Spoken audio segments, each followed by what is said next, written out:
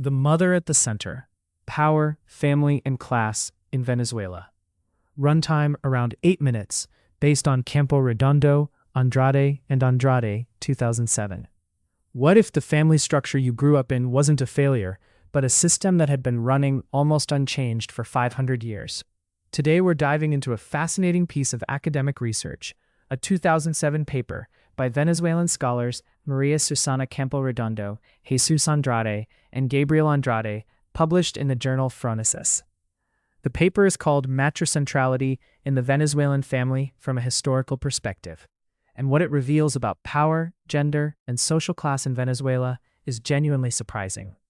Segment 1. What is the matricentric family? Let's start with the core concept. In most of the Western world, the dominant family model is the nuclear family: mom, dad, kids, all under one roof. But in Venezuela, especially among the working and popular classes, a very different structure has taken hold. It's called the matricentric family, and here's the key. The mother is not just present, she is the axis, the emotional center, the one who makes the decisions, the one her children, especially her sons, will remain bonded to for the rest of their lives. The father, by contrast, is typically absent. Not always physically, but emotionally and functionally, he is largely gone. He drifts between multiple women and multiple families, never fully committing to any of them. The researchers describe this as polykoidia, plural sexual partnerships, in a society that officially demands monogamy. The tension between those two realities is what breaks the couple apart and leaves the mother to hold everything together.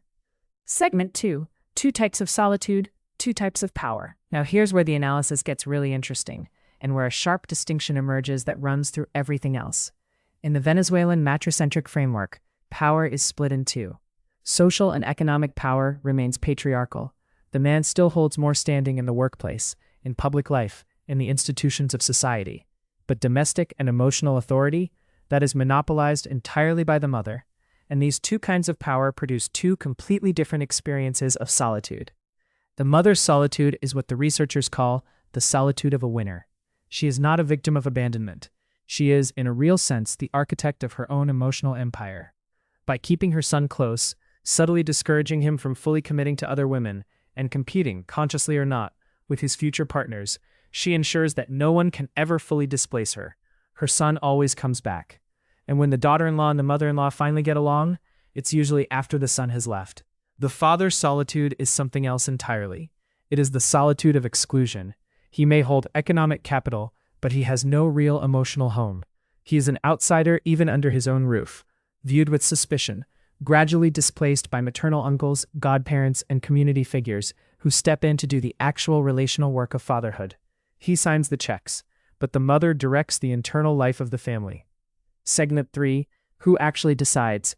Power across social classes. So how does this split between economic and emotional authority actually play out day to day? And does it look the same across all social classes? Not quite.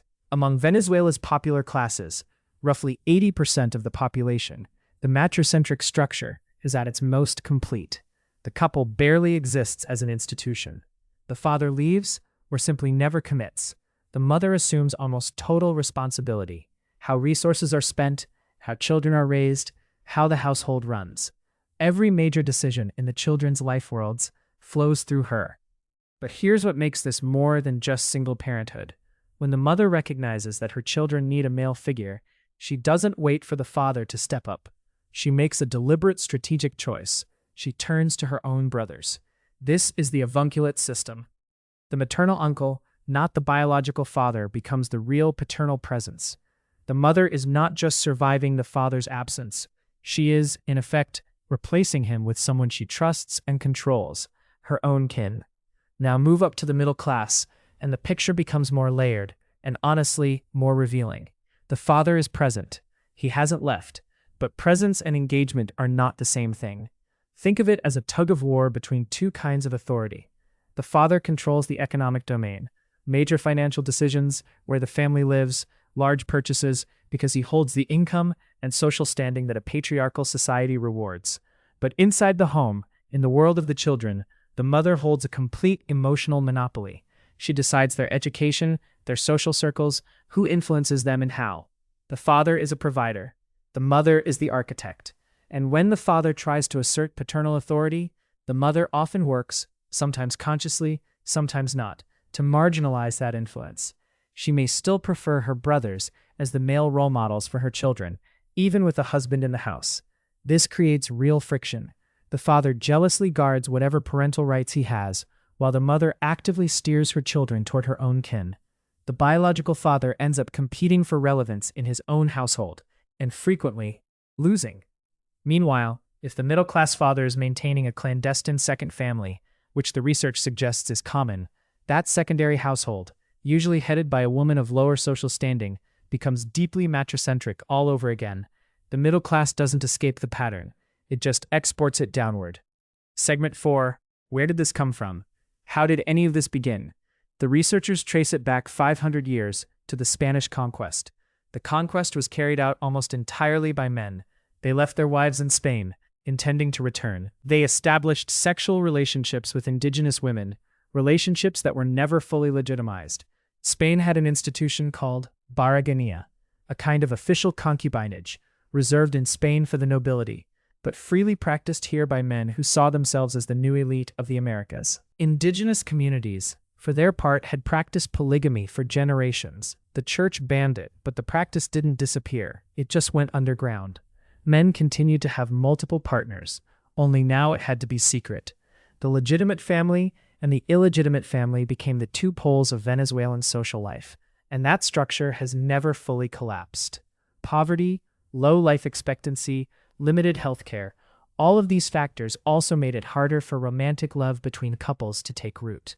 You don't invest emotionally in a relationship you don't expect to last.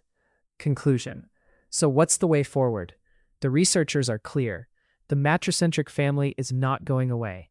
Calling it a failure, as some scholars do, misses the point. It is emotionally coherent.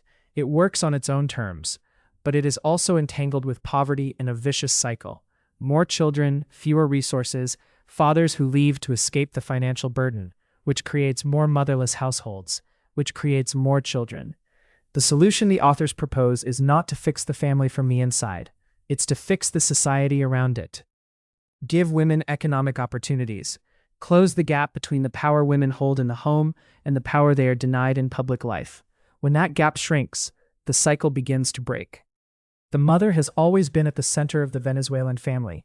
The question is whether Venezuelan society will finally place her at the center of something more. Outro.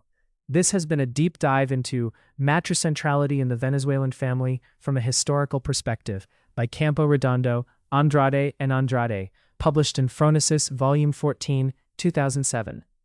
Thanks for listening. Script adapted for spoken audio, approximately 1,050 words, 5 to 6 minutes at conversational pace.